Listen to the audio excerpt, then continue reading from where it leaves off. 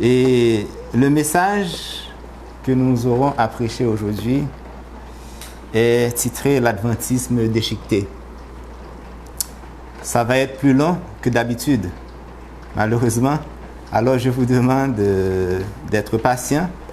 Et j'ai voulu faire 2 sermons avec, mais en réalité j'ai vu, mais non, c'est pas important, pas la peine de faire 2 sermons avec ça.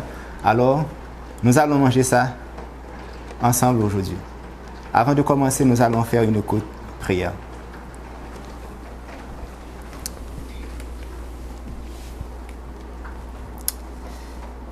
Père Céleste, nous voici devant ta face bénie, par le nom de ton unique Fils engendré, Jésus-Christ, lui qui a donné sa vie afin que nous puissions être là, pour t'offrir ce culte, pour t'adorer en esprit et en vérité. Ce matin, tu nous as parlé à travers l'école du sabbat, la leçon de l'école du sabbat, à travers l'esprit de prophétie. Et maintenant, c'est à moi de livrer le pain spirituel d'aujourd'hui. C'est moi que tu as choisi pour partager cette nourriture. Alors, Seigneur, je te prie de me donner la force, le courage pour le faire, afin que tes serviteurs, tes enfants, partout sur la planète, qui aiment la vérité, puissent entendre cette vérité et puissent se conformer à ta parole. Je te demande pardon pour nos multiples péchés. Je te demande de nous accorder ton Esprit Saint en ce moment précis, Seigneur Dieu. Qu'il soit ainsi, au nom de ton Fils Jésus-Christ qui vit et qui règne au siècle des siècles. Amen.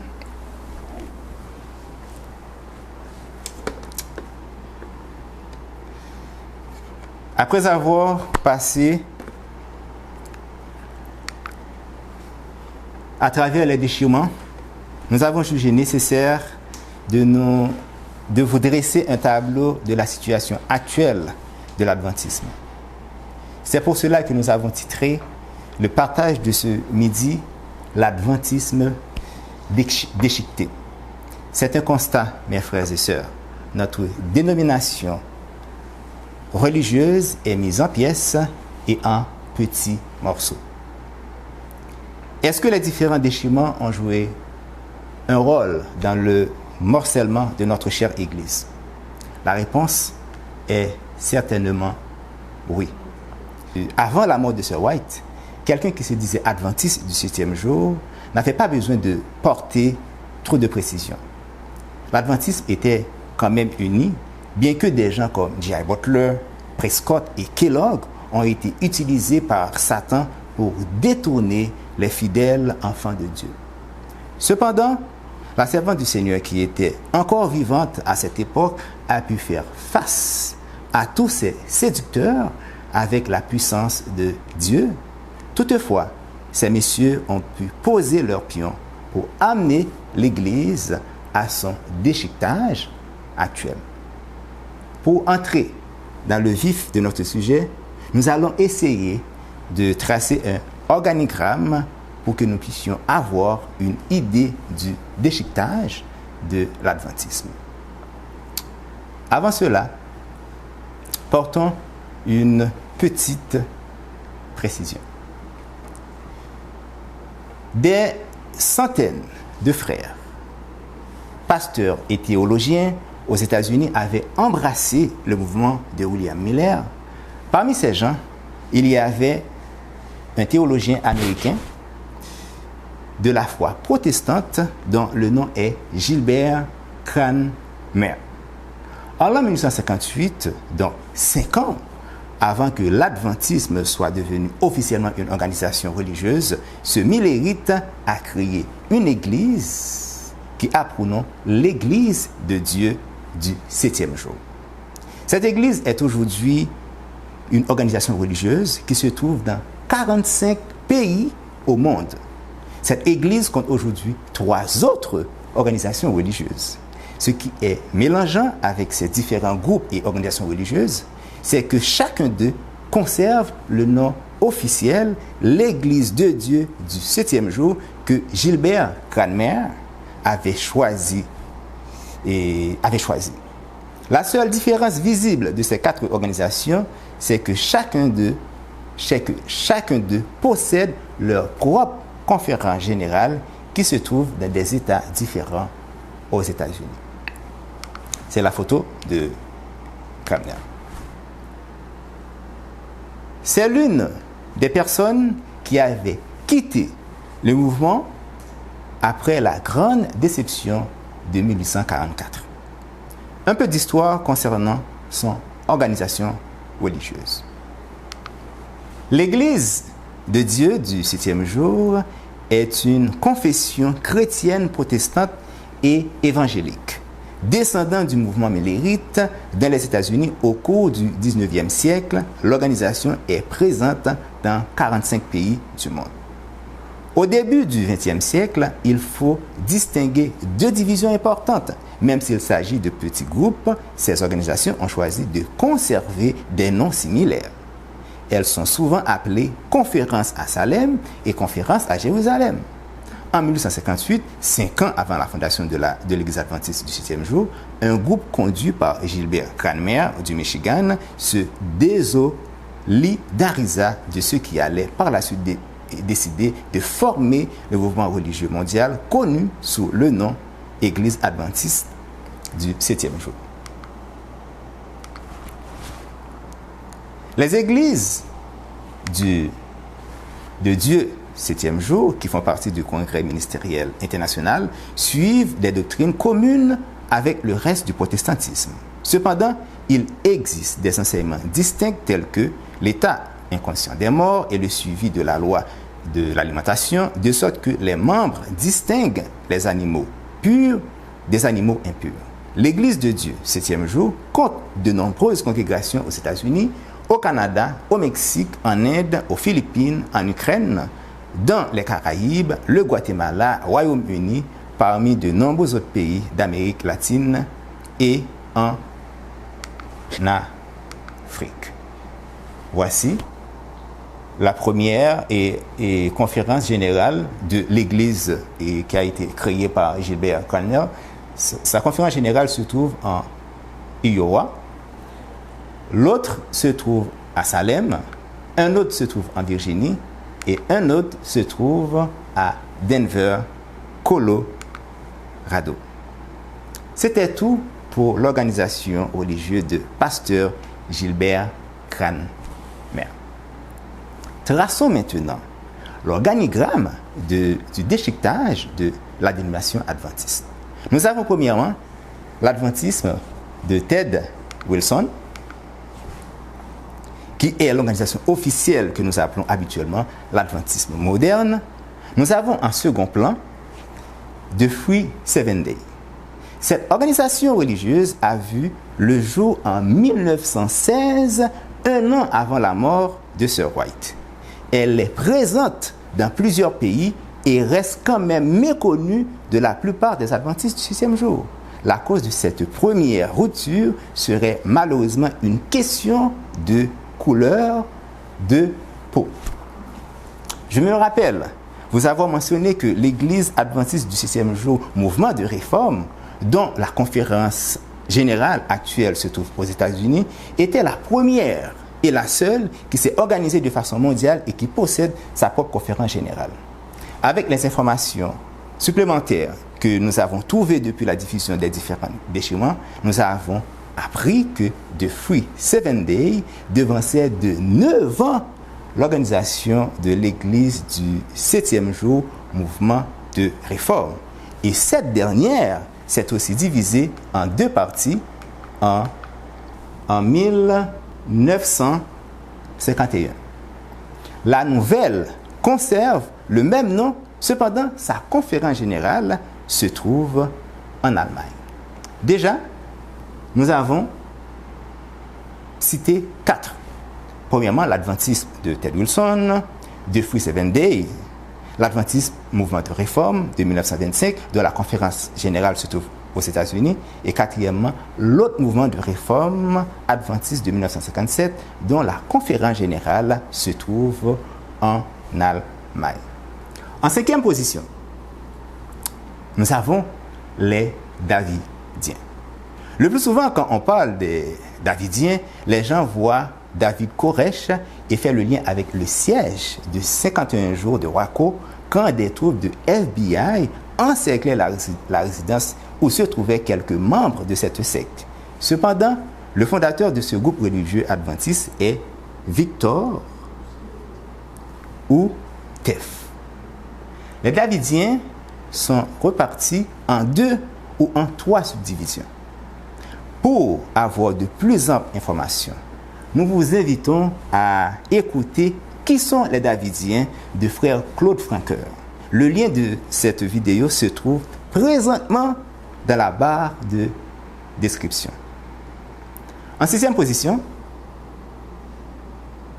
nous avons le mouvement de Janine Sautron. Il est possible qu'il existe d'autres groupes qui sont issus de l'adventisme moderne. Cependant, c'est tout ce que j'ai trouvé dans mes recherches. Question. Dans lequel de ces organisations le groupe Le Refuge fait-il partie? Laissez-moi vous répondre en toute honnêteté. Il n'appartient à aucun d'elles. Question. Est-ce que c'est pour la première fois que l'Église de Dieu connaît un déchiquetage à ce point? Le plus souvent, nous avons l'habitude de dire qu'il n'y a rien de nouveau sous le ciel, que l'histoire se répète toujours. Mais est-ce que cela existait dans l'histoire de l'ancien Israël? Est-ce que l'ancien Israël avait connu ce type de déchiquetage que l'Israël moderne vit aujourd'hui? En fouillant dans l'histoire de l'Église de Dieu, nous avons vu que ce n'est pas du tout nouveau ce que l'Israël moderne est en train de vivre. L'histoire nous a rapporté qu'il y avait au moins 5 à 6 groupements religieux indépendants l'un de l'autre qui existaient plus de 2 siècles avant la naissance de Jean-Baptiste. Donc, le déchiquetage de l'Israël moderne n'est pas une première. L'Israël ancien l'avait déjà vécu. Avant la naissance de Jean-Baptiste et durant le ministère terrestre de Jésus-Christ, il y avait les pharisiens, les sadducéens, les esséniens, les scribes, les zélotes et un autre que j'ai trouvé dans mes recherches. Cependant, nous n'allons pas le citer. Pourquoi? Parce que la Bible ne dit rien de lui. Dans cette secte anonyme, les membres vivaient comme des moines. Ils avaient fait le vœu pour mener une vie communautaire essentiellement spirituelle, loin des villes et des autres groupes religieux. À propos des pharisiens, ils se déclaraient groupe de pureté. Leur piété exemplaire était centrée sur la loi. Ils manifestaient bien souvent du mépris pour la masse illettrée. Jésus-Christ, à la page 799, paragraphe 3, nous donne leur croyance. Dans cette secte, les pharisiens croyaient fermement à la résurrection, mais leur vue sur l'état futur était confuse. La mort leur paraissait un mystère impénétrable. Leur incapacité à répondre aux arguments des Sadducéens provoquait de constantes colères. Les discussions entre les deux parties donnaient lieu à des disputes furieuses qui creusaient un fossé toujours plus large entre eux. Conquérant pacifique, à la page 15. La religion des pharisiens était composée de traditions, de cérémonies et d'injections des hommes, lesquels le Seigneur n'avait pas appelé son peuple à accomplir.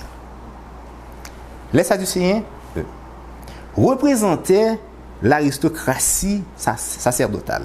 Hautaine et fermée, il divergeait des pharisiens en n'admettant pas d'autre autorité que celle de l'Écriture dont il s'autoproclamait arbitre. Jésus-Christ, à la page 599, paragraphe 2, concernant les Sadducéens. Les Sadducéens rejetaient les traditions des pharisiens. C'est bien. Ils professaient croire à la plus grande partie des Écritures et les considéraient comme la règle d'action. Mais pratiquement, ils étaient sceptiques et matérialistes.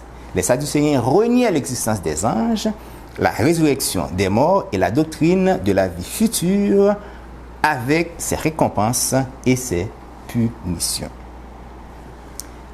Les Esséniens.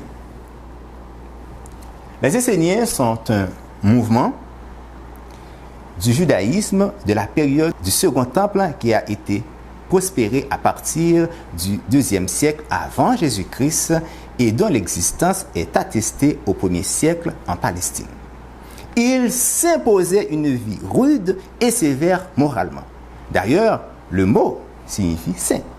Ces gens s'isolaient et s'enfermaient sur eux-mêmes sans compromission avec le clergé de Jérusalem et le reste qu'ils considéraient souillé. Les scribes. Les scribes copiaient méticuleusement la Bible. C'est grâce aux scribes juifs que l'Ancien Testament a été préservé pour faire partie de nos Bibles. Les scribes enseignaient au peuple et interprétaient la loi. Ils étaient très respectés par la communauté à cause de leur connaissance, de leur dévouement et de leur apparence de piété. Les scribes allaient cependant au-delà de leur responsabilité d'interpréter les Écritures en faisant quoi? En y ajoutant des traditions humaines. Traditions humaines. Les choses ont commencé à aller vraiment mal, au point que les règlements et traditions que les scribes ajoutaient à la loi étaient considérés comme plus importantes que la loi elle-même. Maintenant, les zélotes. Les zélotes, eux, liaient le politique et le religieux et menaient une lutte acharnée contre l'occupant romain. Ils passaient pour des terroristes, traquant les tièdes d'entre les juifs qui pactisaient avec l'occupant. Ils étaient convaincus que leur résistance armée était soutenue par Dieu et qu'il fallait que l'oppresseur romain fût chassé de Palestine pour que se lève la paix de Dieu sur l'humanité.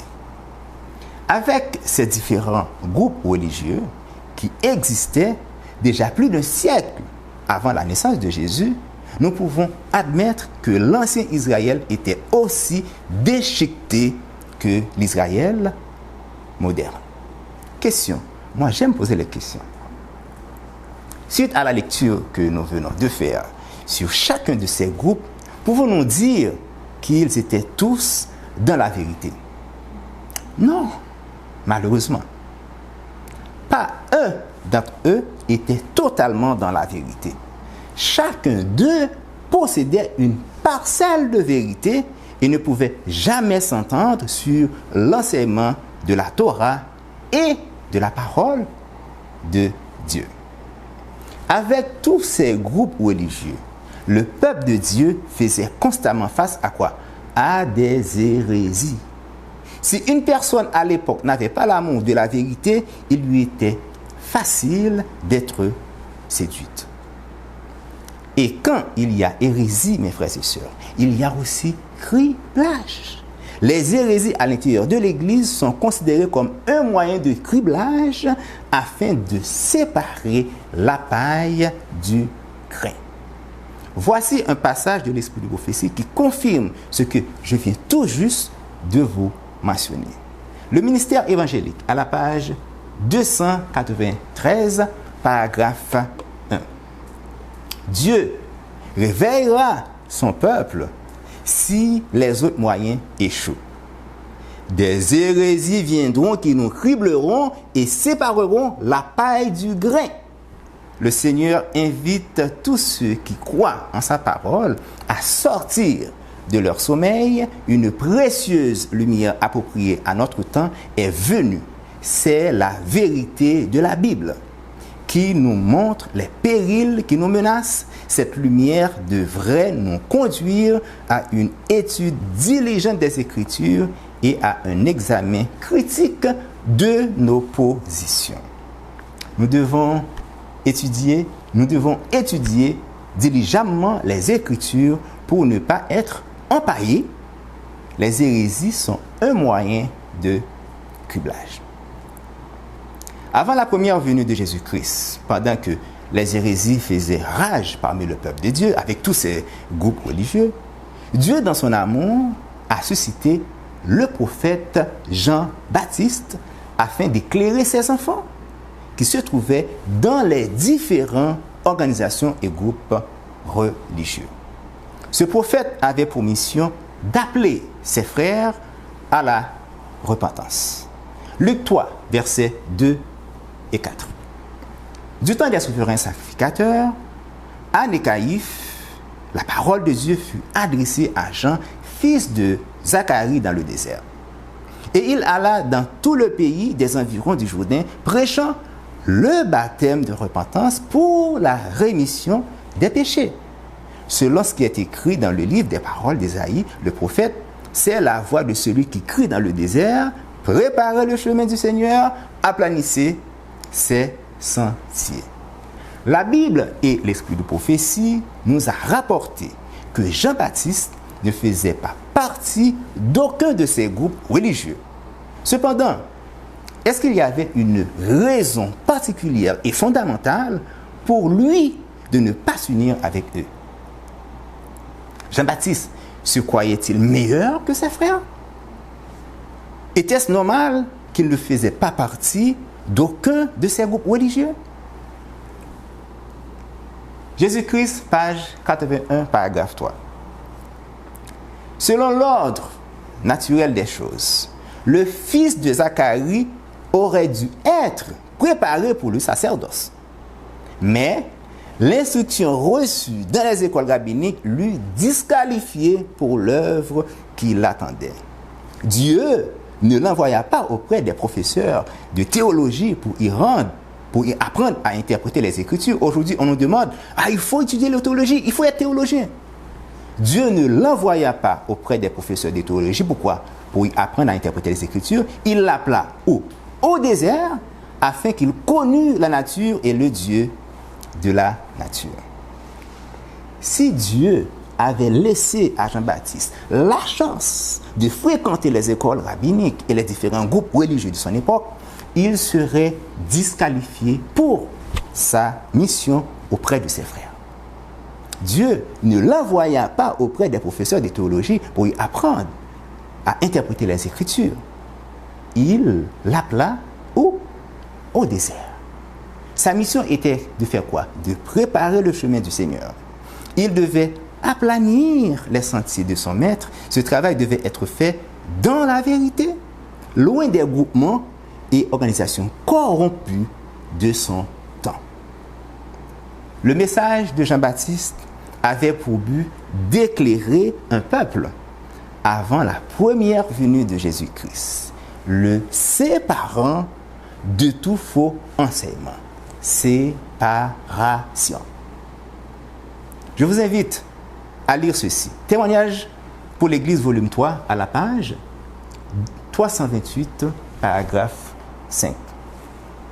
Des messages puissants ont été envoyés par Dieu et par Christ à son peuple pour le séparer du monde et le conduire pas à pas dans la lumière éclatante de la vérité présente. Des serviteurs de Dieu dont les lèvres étaient touchées par le feu sacré ont proclamé le message et la parole divine a posé son sceau sur l'authenticité de la vérité qu'il présentait. Que fait Dieu et Jésus pour son peuple? Il envoie des messages et des messagers puissants. Dans quel but, mes amis? pour le séparer du monde et le conduire pas à pas dans la lumière éclatante de la vérité présente. Premier écrit, page 124, paragraphe 3. Il m'a été montré combien ceux qui croient avoir le dernier message de miséricorde ont besoin d'être séparés des faux docteurs qui chaque jour adoptent de nouvelles erreurs. Quand la vérité est proclamée, cela crée une séparation physique entre ceux qui veulent rester dans les hérésies et ceux qui écoutent le message que Dieu envoie à son peuple. 1 Jean 5, verset 6 nous dit: si nous disons que nous sommes en communion avec lui et que nous marchions dans les ténèbres, nous mentons et nous ne pratiquons pas la vérité. Ce verset me donne le goût d'amener un point important. Je pense qu'il est encore trop tôt pour le faire. Une chose est sûre, il n'y a pas de neutralité, mes frères et sœurs, entre vérité et ténèbres. Il n'y a pas de neutralité. 2 Corinthiens 6, verset 14 nous dit: ne vous mettez pas avec les infidèles sous un joug étranger, car quel rapport y a-t-il entre la justice et l'iniquité? Ou qu'y a-t-il de commun entre la lumière et les ténèbres? Il n'y a aucun rapport, mes amis, aucun. Les lèvres de Jean-Baptiste avaient été bénies par Dieu afin de proclamer le message authentique de l'heure. Au moment du déchiquetage de l'ancien Israël, Jean-Baptiste représentait clairement la vérité présente pour son époque. Êtes-vous d'accord avec moi? Amen. Gloire à Dieu. Par rapport au déchiquetage que vit l'Israël moderne, pensez-vous que Dieu puisse agir de la même façon, suscitant des Jean-Baptiste et des Élie pour prêcher la vérité de l'heure, afin d'appeler les fidèles enfants de Dieu à la repentance en laissant ces différentes organisations et groupes religieux déchus qui n'enseignent pas la vérité présente? Dieu suscite-t-il des Jean-Baptiste pour prêcher la vérité de l'heure? L'histoire n'est-elle pas en train de se répéter de la même façon en faveur de la minorité qui veut sincèrement se séparer pour le jour de Dieu qui n'est pas dimanche, mes frères et sœurs, et le second retour en gloire de Jésus? Est-il possible que tous les groupes et organisations religieuses de l'adventisme déchiqueté que nous avons mentionnés soient aussi dans l'erreur comme ce fut le cas à l'époque de Jean-Baptiste? Des questions intéressantes. Mais cela ne voudrait pas dire qu'ils n'ont pas des parcelles de vérité. Une chose est certaine, aucun d'eux ne reflète pas le Jean-Baptiste qui avait la vérité de son temps. Quel que soit l'adventisme de Ted Wilson, de Free Seventh Day, les deux mouvements de réforme de l'adventisme, les Davidiens, les Southonistes, etc., aucun d'eux ne reflète le Jean-Baptiste avant la première venue de Jésus-Christ. Par contre, tous ces groupes religieux de croyance adventiste reflètent indiscutablement le déchiquetage de l'ancien Israël. C'est irréfutable. Chacun d'eux peut posséder une parcelle de vérité et ne pourront jamais s'entendre sur la parole de Dieu, comme le cas des Sadducéens et des pharisiens. Ils peuvent s'entendre pour tuer la vérité, comme les pharisiens et les Sadducéens l'avaient fait pour tuer Jésus-Christ. En parlant de la parcelle de vérité que chacun d'eux peut posséder, lisons ce texte de l'Esprit de prophétie tiré du livre Premier écrit à la page 124, paragraphe 2. Les différents groupes qui professent des croyances adventistes possèdent chacun une parcelle de vérité. Mais Dieu a confié toutes ces vérités à ses enfants qui se préparent pour le jour de Dieu. Ai-je besoin d'apporter un éclaircissement à ce que nous venons tout juste de lire? Je ne le pense pas. La servante du Seigneur s'est exprimée de façon claire et lisible. Je reprends. Les différents groupes qui professent des croyances adventistes possèdent chacun une parcelle de vérité, mais Dieu a confié toutes ces vérités à ses enfants qui se préparent pour le jour de Dieu. Il leur a aussi donné certaines vérités qu'aucun de ces groupes ne connaît et encore moins ne comprend. Pensez-vous que les pharisiens, les sadducéens, les scribes et les autres comprenaient la vérité présente de Jean-Baptiste? Non. Pensez-vous que les dirigeants des différents groupes de l'adventisme moderne comprendront la vérité sur la divinité? Pensez-vous qu'ils mettront de côté leur conception trinitaire et théiste de la divinité? Ce sont des choses qui sont scellées pour eux, mais que le Seigneur a révélées à ceux qui sont prêts à voir et à comprendre.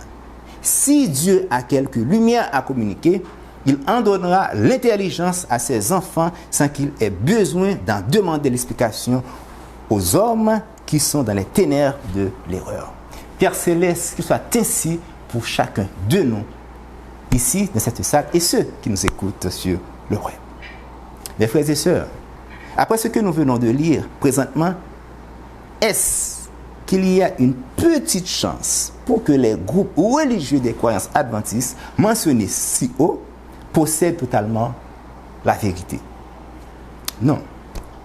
Chacun d'eux peut posséder une parcelle de vérité, mais aucun d'eux ne peut refléter le Jean-Baptiste moderne, la vérité présente. 2 Pierre 1, verset 12.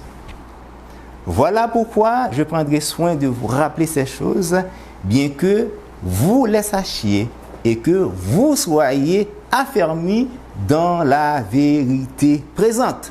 L'apôtre Pierre nous dit de nous affermir dans la vérité présente. Sir White, dans le livre premier, mentionne la même chose.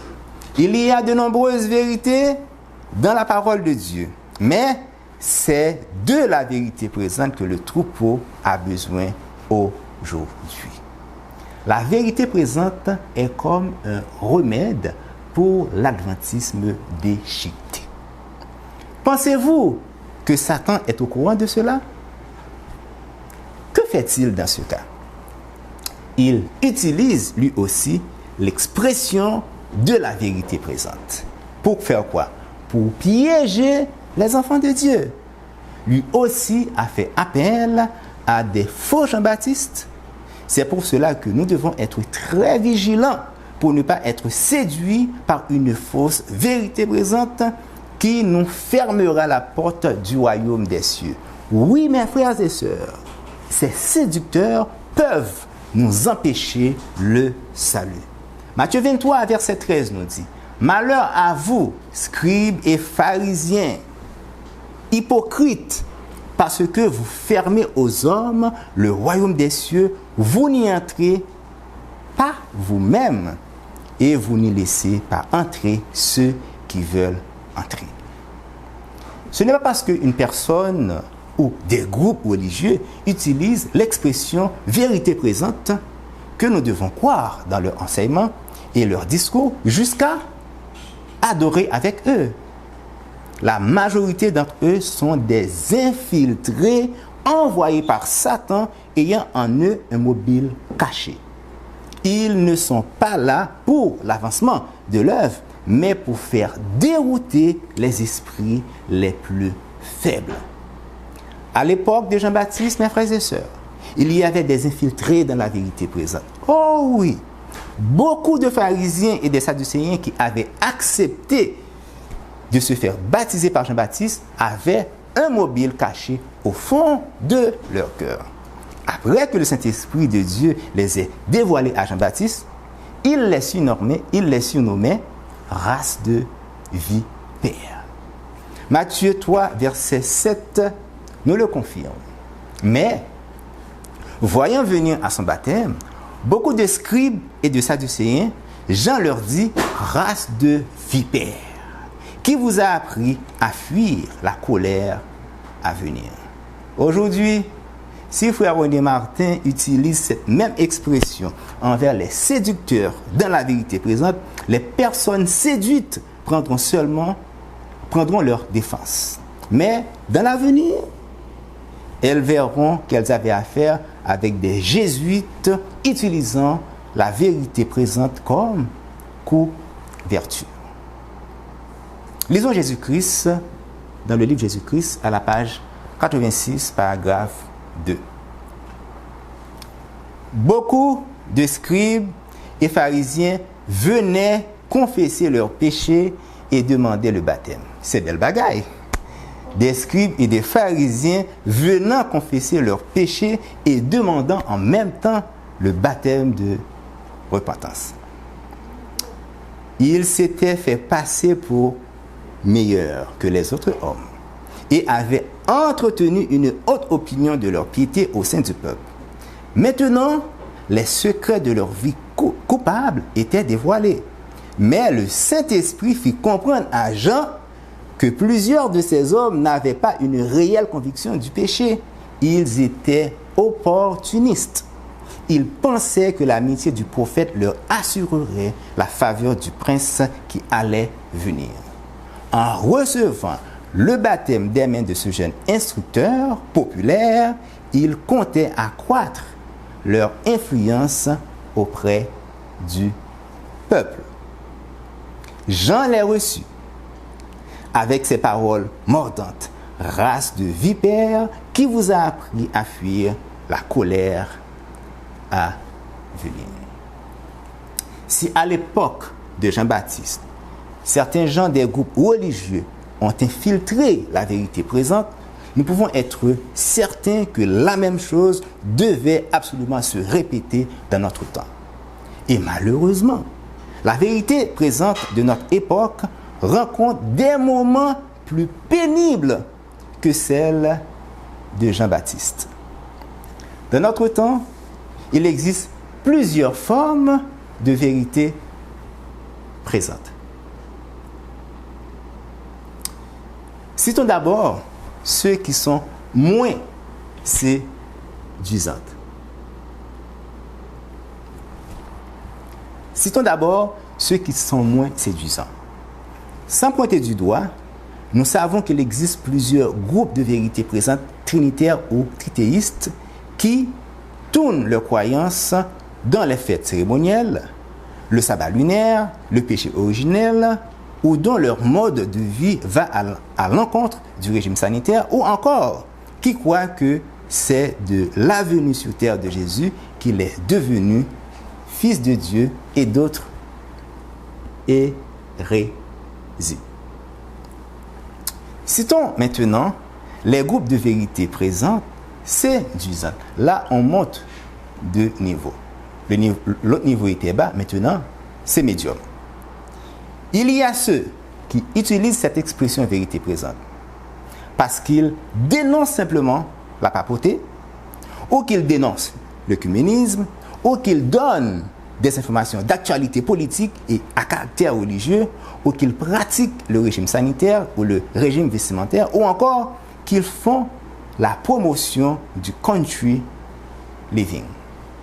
À signaler que ces gens ou ces groupes religieux sont très souvent trithéistes, ce qui signifie qu'ils croient en trois dieux: Dieu le Père, Dieu le Fils, Dieu le Saint-Esprit. D'ailleurs, d'après leur croyance, le Saint-Esprit est une personne distincte comme le Père et le Fils. Leur verset préféré est Jean 14, verset 16, d'où est mentionné un autre consolateur. Par contre, il y a d'autres groupes vérités présentes qui ont une bonne conception de la divinité et qui ne croient pas non plus dans les fêtes cérémonielles, au sabbat lunaire, au péché originel et les autres hérésies mortelles, mais ils restent quand même attachés à l'organisation religieuse dont ils sont membres. Ils conseillent aux autres frères et sœurs de faire comme eux bien qu'ils constatent que leur organisation soit apostasiée et se trouve dans l'œcuménisme avec les autres dénominations religieuses déchues. Ce qui rend efficace leur séduction, c'est parce qu'ils dénoncent aussi bien que nous les déviations de leur organisation religieuse. Petit proverbe créole. Le sous-do bœuf là, il n'y a pas l'animal. Pouvez-vous imaginer une seconde, mes frères et sœurs, Jean-Baptiste adorant chaque sabbat matin avec les Sadducéens, les pharisiens, puis se rendant dans le désert du dimanche au jeudi, critiquant leur dérive spirituelle, ensuite conseillant à son auditoire d'aller adorer avec eux.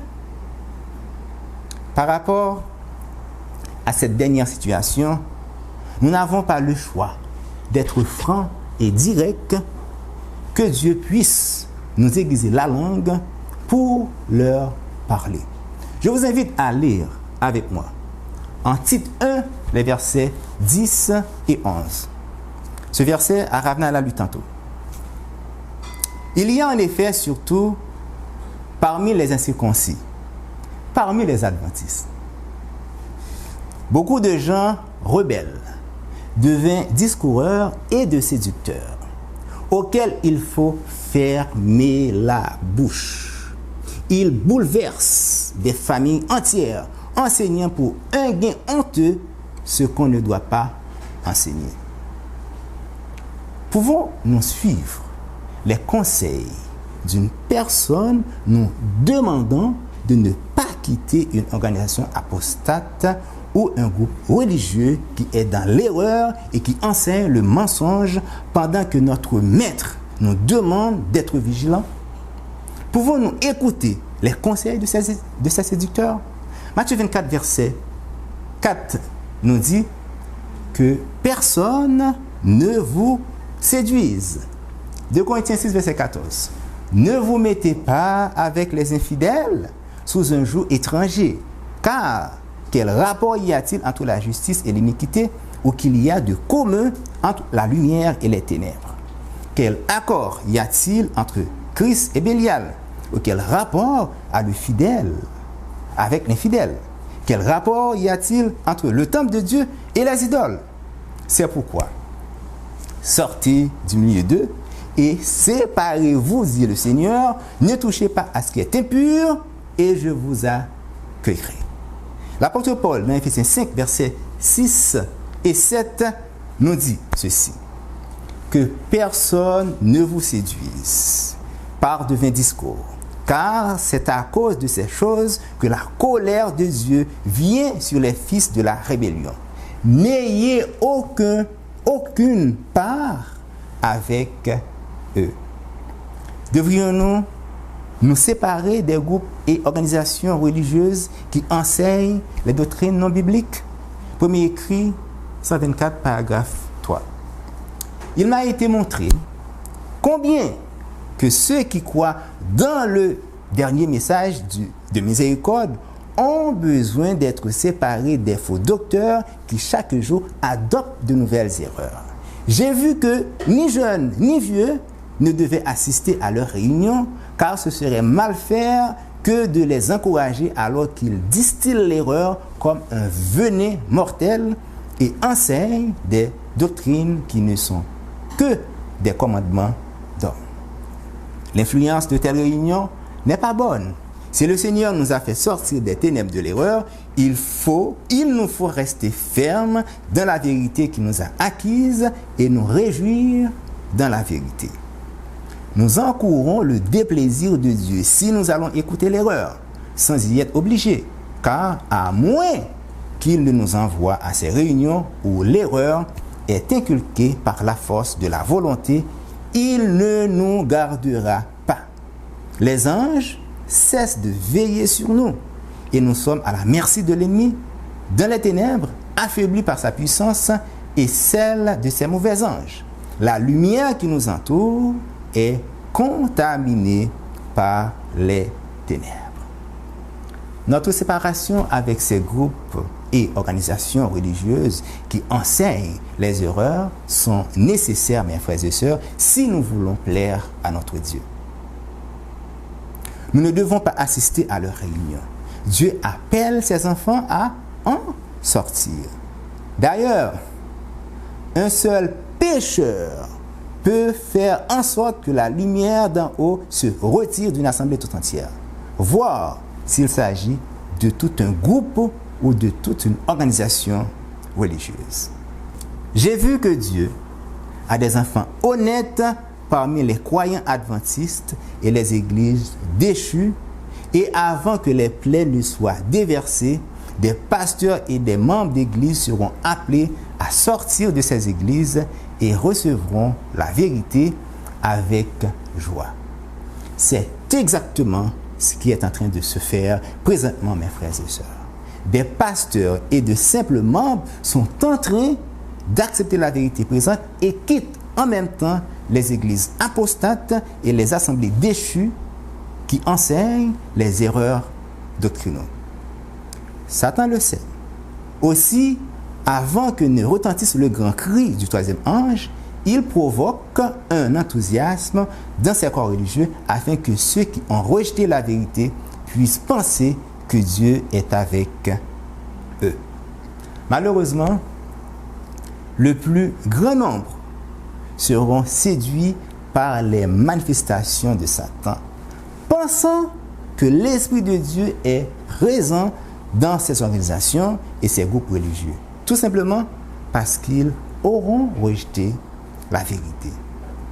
Ce sont aussi des gens qui ont une mauvaise conception de ce qu'est l'Église de Dieu. Pour eux, l'Église, c'est l'institution et l'organisation. Le fait que nous décidions de séparer de l'apostasie, ils disent que nous sommes séparés de l'Église de Dieu. Ne quittez pas le bateau. Restez dedans pour ne pas perdre votre vie éternelle.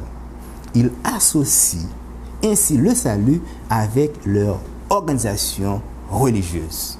En réalité, c'est comme l'Église catholique, hors de l'Église nominale, point de salut. J'aimerais attirer votre attention sur ce texte de l'Esprit de prophétie. Il se trouve à la page 307 du livre « Levez les yeux en haut ». Dieu a une église. Amen. Ce n'est pas la grande cathédrale, ni l'institution nationale, ni les différentes dénominations. C'est le peuple de Dieu, c'est le peuple qui aime Dieu et garde ses commandements. Là où 2 ou 3 sont assemblés en mon nom, comme ici, je suis au milieu d'eux. Matthieu 18, verset 20. Même lorsque le Christ se trouve parmi quelques humbles âmes, il s'agit de son Église, car la présence du Très-Haut et du Saint des Saints, dont la demeure est éternelle, peut seule constituer une Église. Aimez-vous Dieu? Amen. Gardez-vous ses commandements? Évidemment, nous ne sommes pas nombreux, mais nous pouvons être sûrs que l'Éternel et son Fils Jésus-Christ se trouvent au milieu de nous en esprit. Matthieu 18, verset 20. Là où 2 ou 3 sont assemblés en mon nom, je suis au milieu d'eux. Nous formons une église et faisons partie de l'église de Dieu. L'église de Dieu n'est pas la grande cathédrale, ni l'institution nationale, ni les différentes dénominations. C'est le peuple qui aime Dieu et garde ses commandements.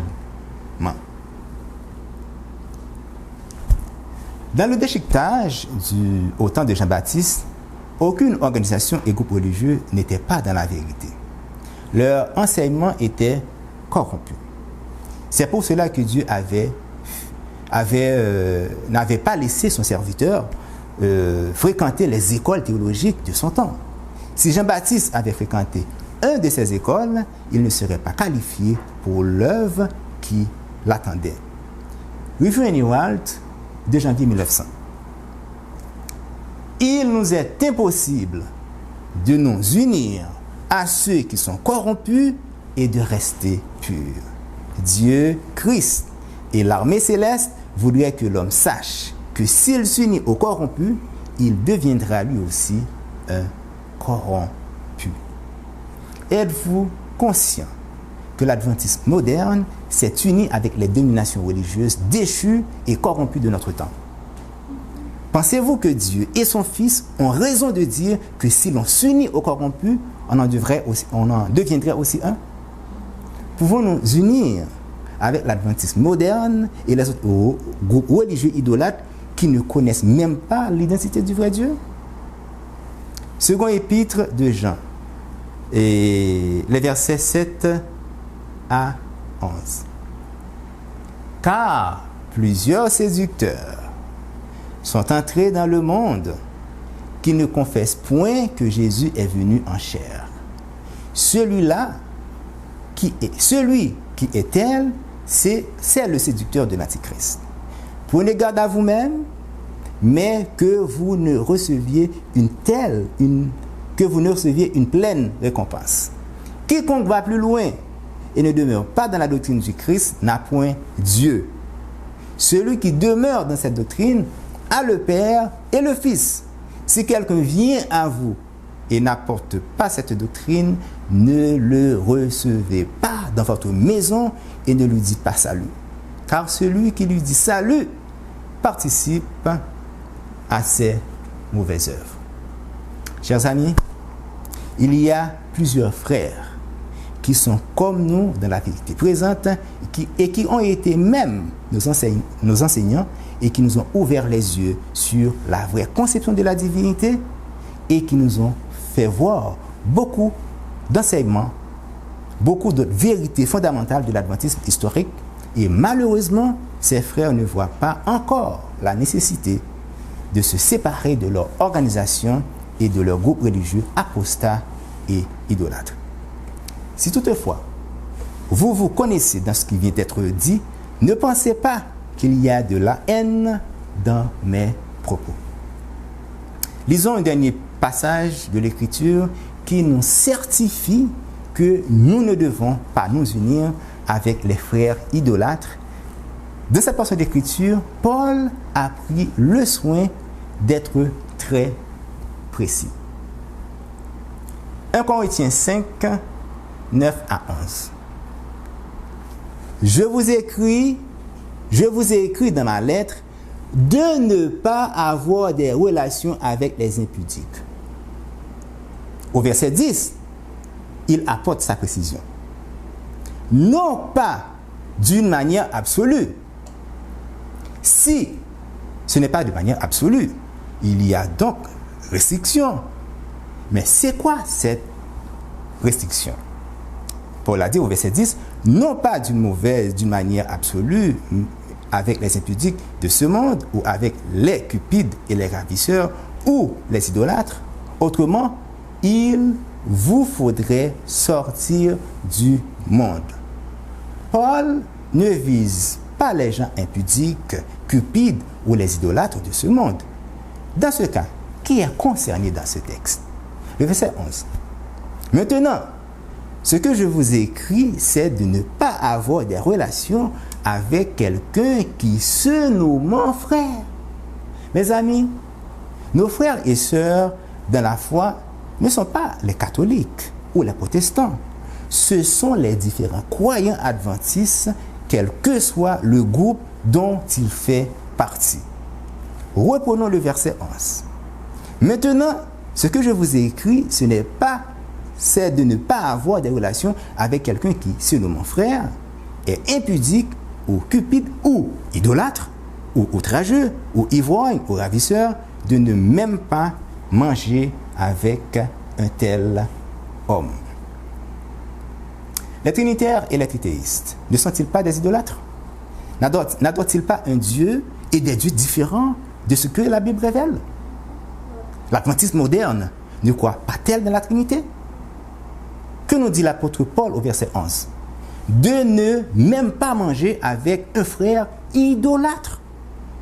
Pouvons-nous prendre le repas du Seigneur avec des gens trinitaires, trithéistes qui ne croient pas que Jésus est le Fils de Dieu avant son incarnation? Non. Pouvons-nous prendre le repas du Seigneur avec des frères de l'Église nominal adventiste? Pouvons-nous prendre le repas du Seigneur avec les frères qui croient en Dieu le Père, Dieu le Fils, Dieu le Saint-Esprit? Non, mes frères et sœurs.